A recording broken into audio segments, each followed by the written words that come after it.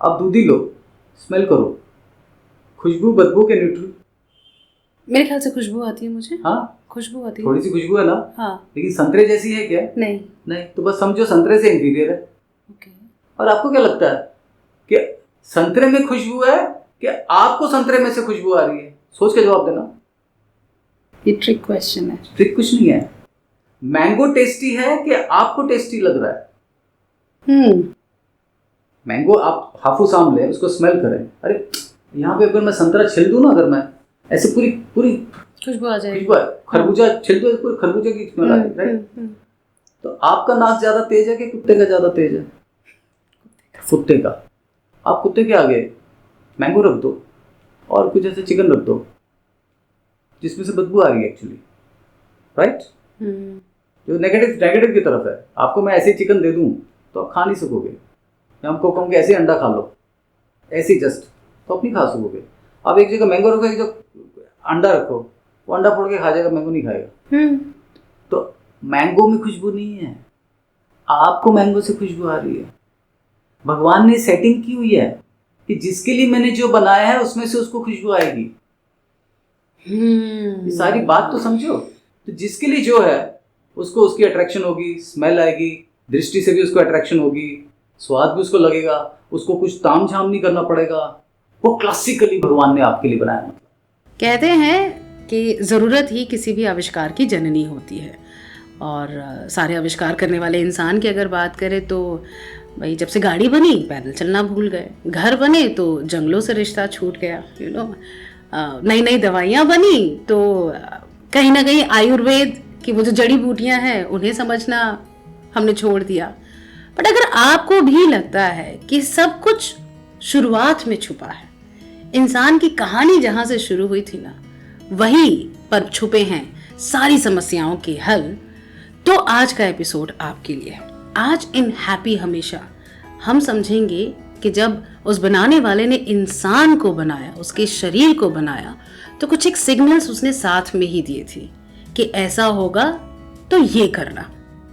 खान पान में क्या देती है हमारी बॉडी और ये नेचर हमें वो सिग्नल आज समझेंगे, ताकि रहें हैप्पी हमेशा।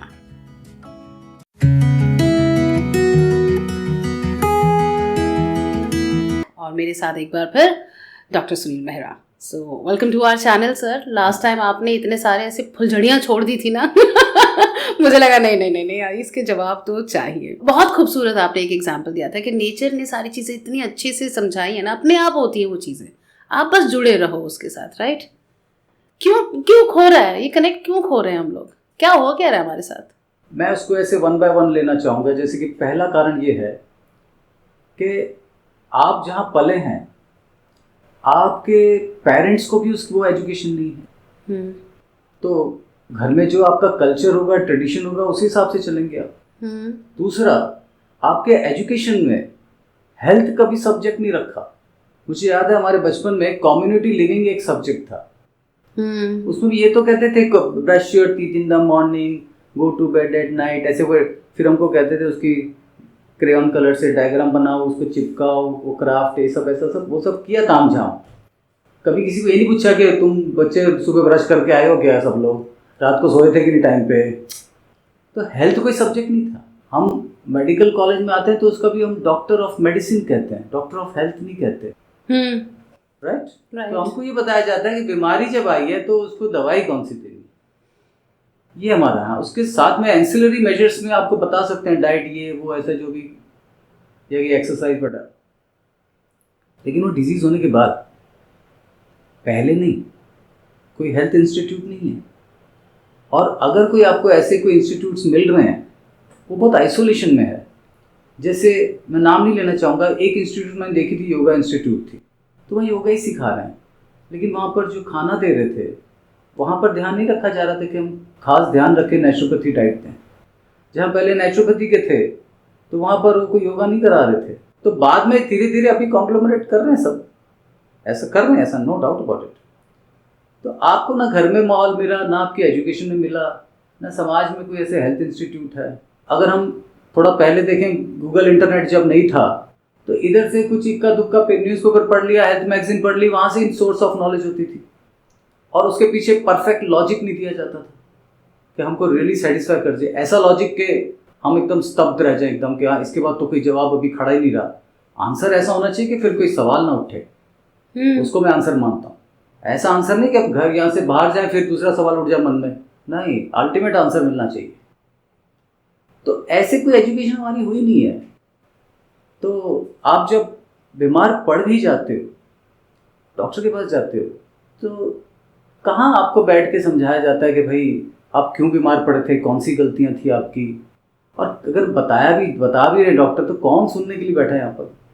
किसी को पसंद आएगा ऐसे डॉक्टर, हम उसकी हेल्प लेने जा रहे हैं, वही हमारी गलतियाँ निकालनी शुरू कर दी उसने।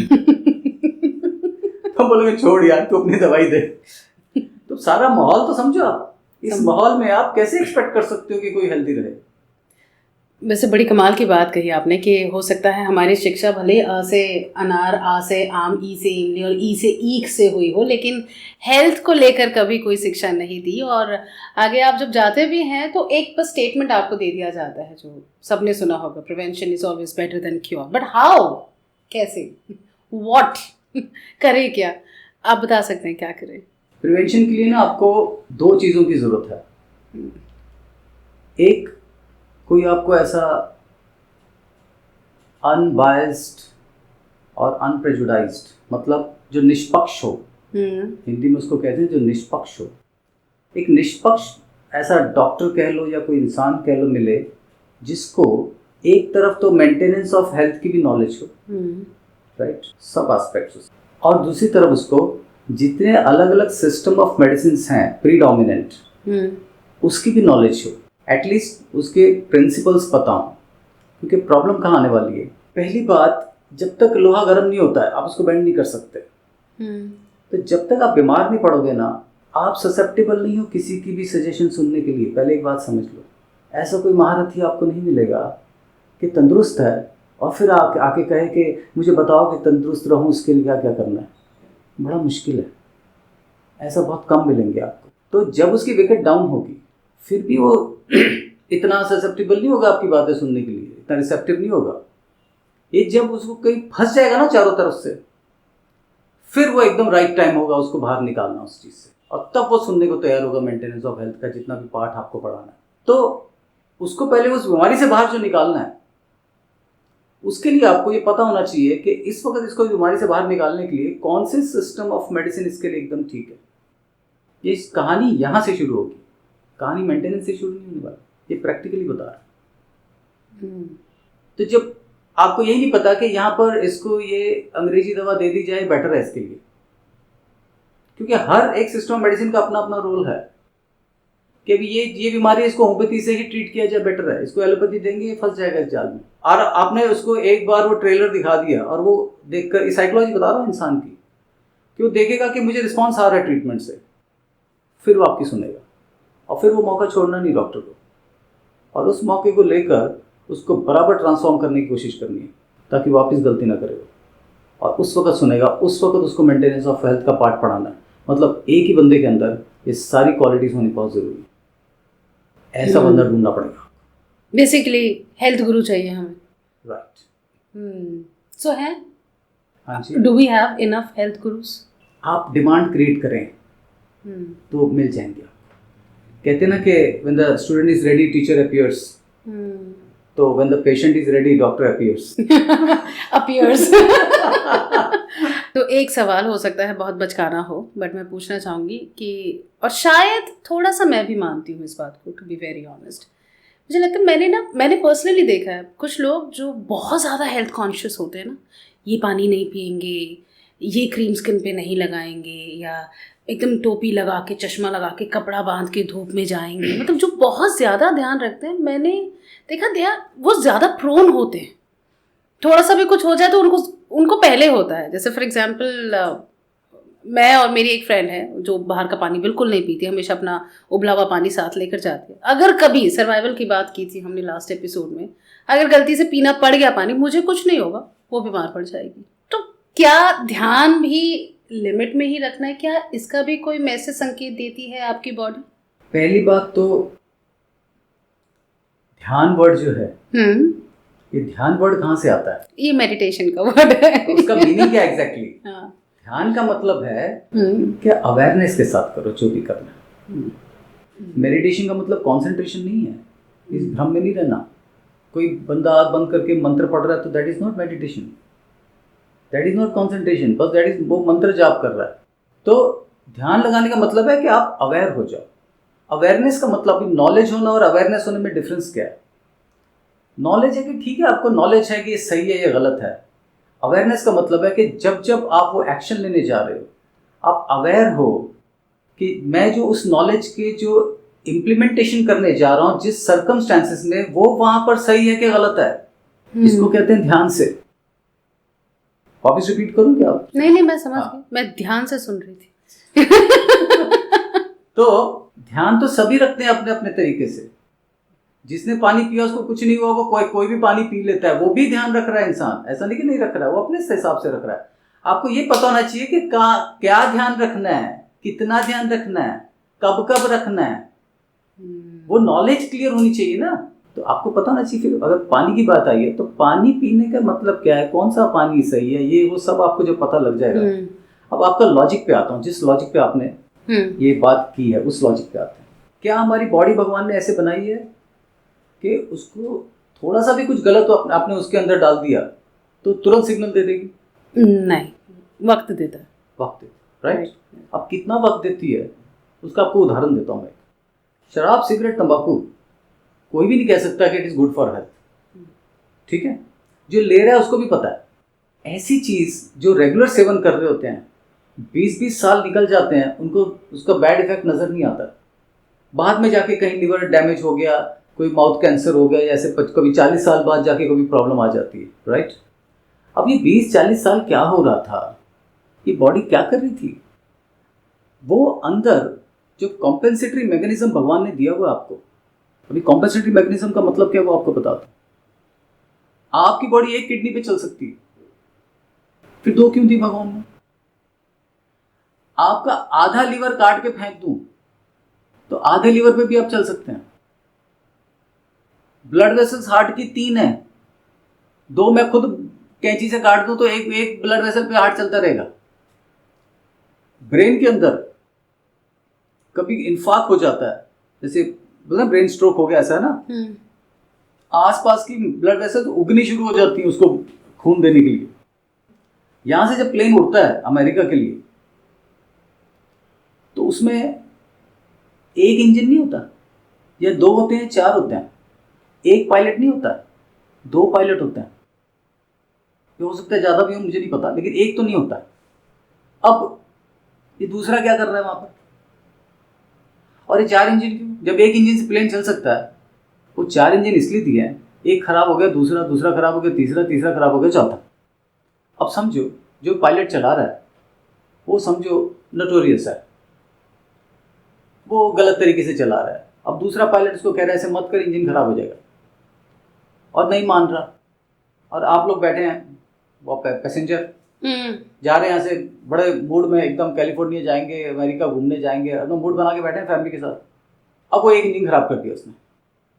अब अनाउंसमेंट करेगा वो, देखिए एक इंजन खराब हो चुके हैं, 3 ही रह गए हैं। नहीं देखो कैसे हंसी छूटी आपकी, देखिए। अब वो दूसरा भी इंजन खराब कर दिया क्योंकि बाज नहीं आ रहा है वो। अब फिर उसको मना कर रहा है वो पायलट, मत, दूसरा पायलट ये मत कर ऐसे, नहीं मान रहा है। तीसरा इंजन, अब चौथा इंजन भी फेल। अब आपसे कहा जा रहा है वो पहन लो, ऑक्सीजन लगा लो, तैयार हो जाओ डुबकी लगाने के लिए, अभी हम समुद्र में जाने जा रहे हैं। अभी आप लोग सब आपस में क्या डिस्कस करोगे?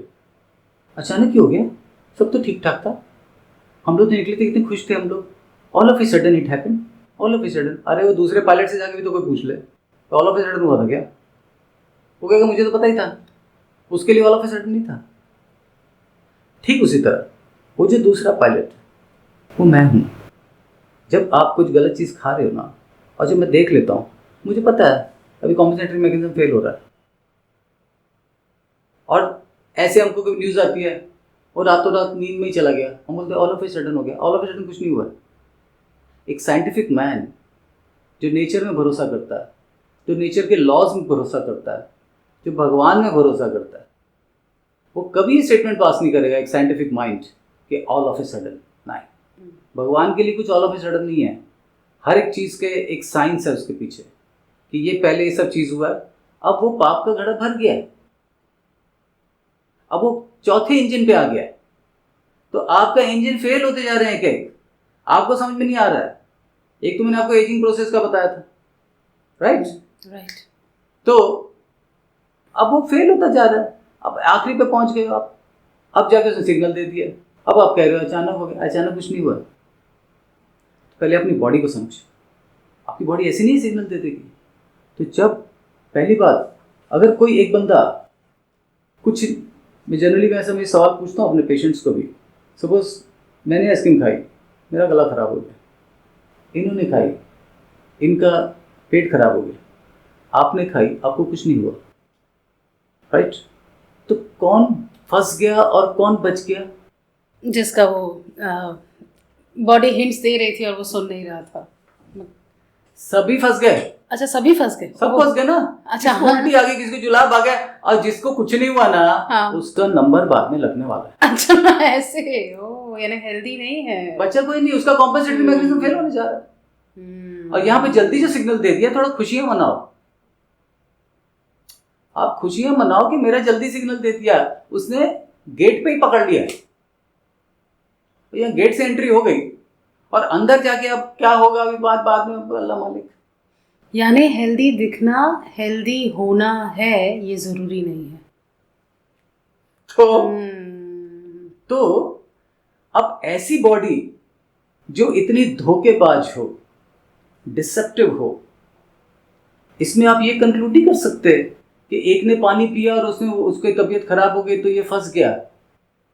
पहली बात तो ये भ्रम से बाहर निकलो। ये पहले बॉडी को समझो आप अच्छी तरह।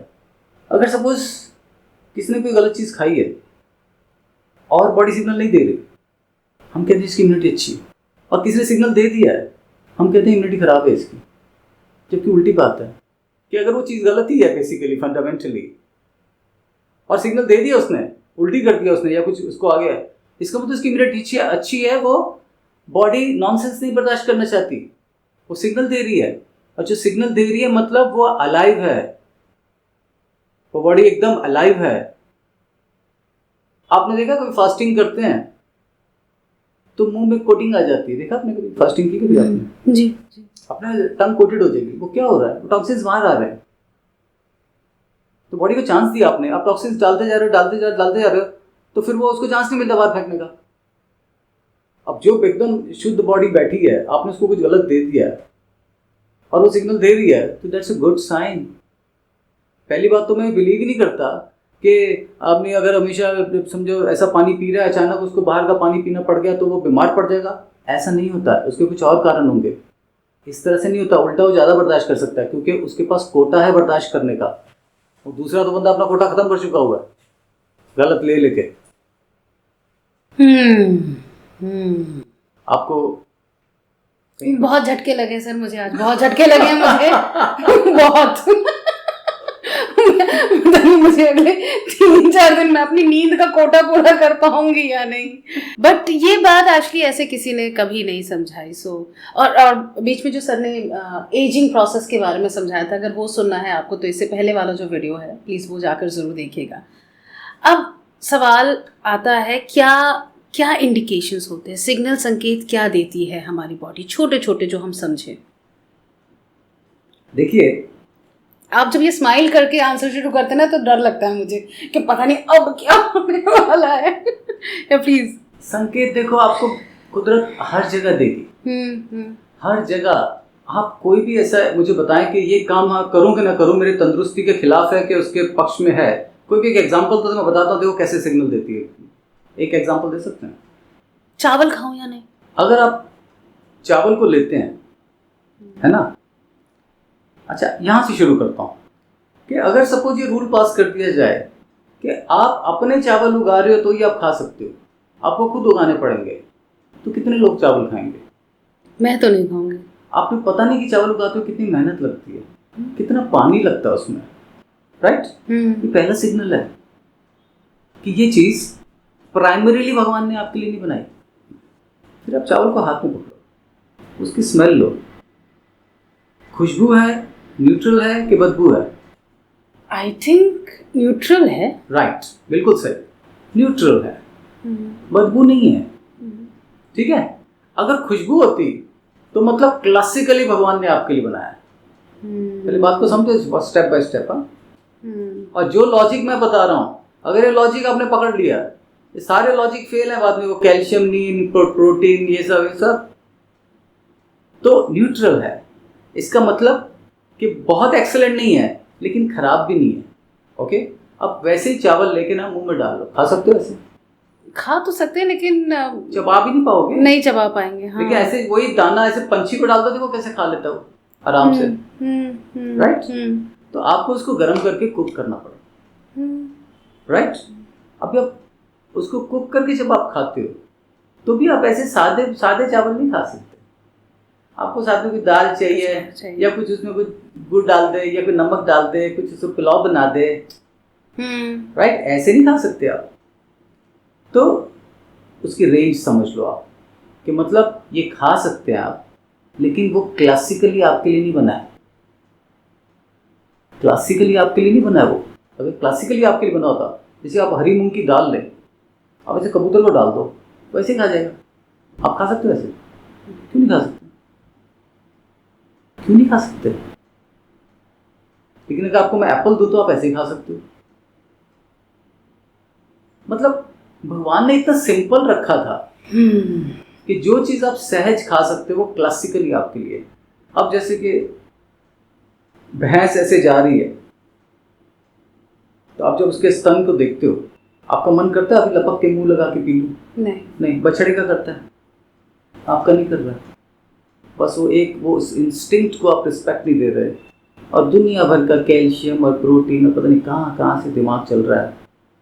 अगर कभी आपके माता पिता ने कभी समझो दूध पिया ही ना होता, राइट, तो क्या आप ऐसे बैठे जंगल में, कभी वाइल्डेस्ट ऑफ द ड्रीम्स में आपको ऐसे मन में आता ये भैंस जा रही है, इसका दूध निकाल के पी लेती हूँ? आपके मन में आता? तो ये सिग्नल्स हैं। सिग्नल ये नहीं है कि हमने खाया और उल्टी कर दिया। सिग्नल पहले से ही भगवान दे रहा है आपको, आप खाली सिग्नल को सेंसिटिव नहीं हो।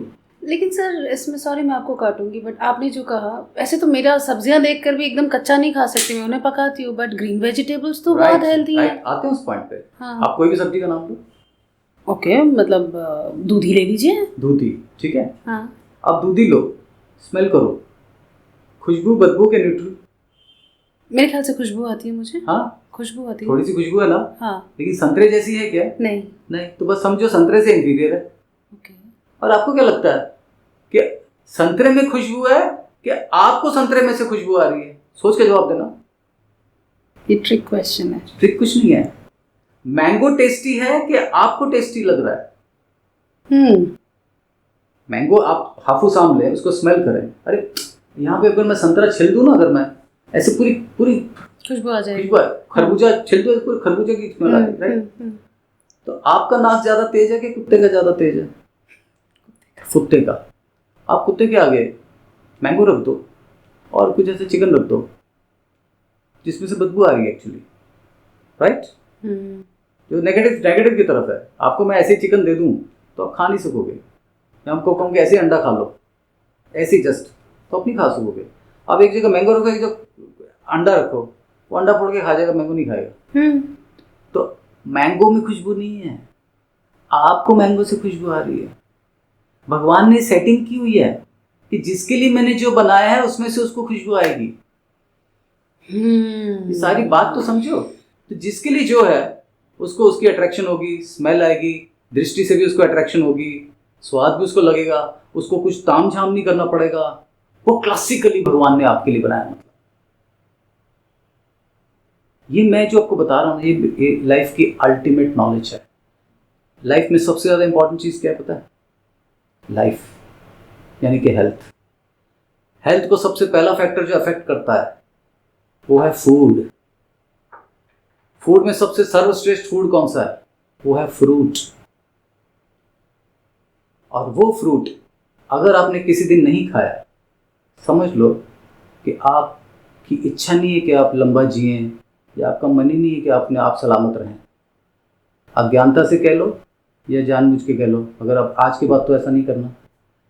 मैं अभी जाते जाते खरीदने वाली हूँ सर, और सारे सीजनल फ्रूट खरीदूंगी मैं मतलब वो नहीं जो बाहर से आए हैं। अच्छा, तो अब आप गाजर लेते हो, गाजर खाते हो आपको मिठास आती है, वैसी मिठास आपको दूधी में नहीं मिलने वाली, राइट? तो इसलिए आप कच्ची गाजर खा पाते हो, कच्ची दूधी नहीं खा सकते। तो दूधी आप भैंस को या गाय को दे दो वैसे ही खा जाएगी और बड़े मजे से खाएगी, क्योंकि ये सारे वेजिटेबल्स जो थे वो लोअर एनिमल्स के लिए थे और फ्रूट्स जो थे वो आपके लिए बनाए थे भगवान ने। अनाज जो था वो पंछियों के लिए था, क्योंकि वो सहज खा सकते हैं। अब जो दाल उगती है, 1 साल लगता है, किसी ने मुझे बताया किसान ने, कि उसको दाल को पूरा उगाने में खेती के, वो ऐसे ऐसे करके वो पंछी खा नहीं जाए, ऐसे घुमाते हैं। तो वो पंछी आपका खाना नहीं खा जाए इसलिए नहीं, हम उनका खाना खाना चाहते हैं इसलिए हम घुमा रहे हैं उसको, कि वो उसका खाना था, वो आपका नहीं था। अब आप कहोगे डॉक्टर साहब इसका मतलब दाल रोटी चावल सब खाना बंद करते हैं, ऐसा मैं नहीं कह रहा हूँ। वही मैंने आपको बात समझाई थी कि जो क्लासिकली आपके लिए बनाया वो ज़्यादा खाएं, फिर रेंज में समझे कि सब्जी नेक्स्ट आती है, फिर अनाज आता है। जब ये सब हो जाए फिर कभी मन करे नहीं आज मुझे पनीर के पकौड़े भी खाने हैं, तो फिर अलग बात है। क्रोनोलॉजी को समझो, राइट, भगवान की सेटिंग को समझो, और वो आपके विदिन ही है, और आपके जितने भी सेंसेस हैं वो भगवान ने बड़े सोच समझ कर उस सेटिंग के साथ सिंक किए हैं। बस हम या तो उन्हें समझ नहीं रहे हैं या समझना चाह नहीं रहे हैं, हमें ज़रूरी नहीं लगता। बट हेल्थ अगर आपको ज़रूरी लगता है तो आई एम श्योर आज के एपिसोड में जो भी बातें डॉक्टर साहब ने कही हैं वो आप ज़रूर फॉलो करने की कोशिश करेंगे। And amazing information sir, amazing amazing, thank you so much, thank you so very much. And कोई सवाल अगर आप चाहते हैं कि डॉक्टर मेहरा, हमारा भी एक सवाल था नीचे कमेंट कर दो, और please do subscribe this channel, क्योंकि इसी तरह की इन्फॉर्मेशन हम आप तक पहुंचाइए, हमारा इरादा है। बेल आइकन दबाएं, लाइक करें, थोड़ा प्यार दें इस चैनल को। एंड अगले एपिसोड में फिर मिलते हैं, जल्द होगी मुलाकात। Thank you for watching. बहुत बहुत शुक्रिया आपका।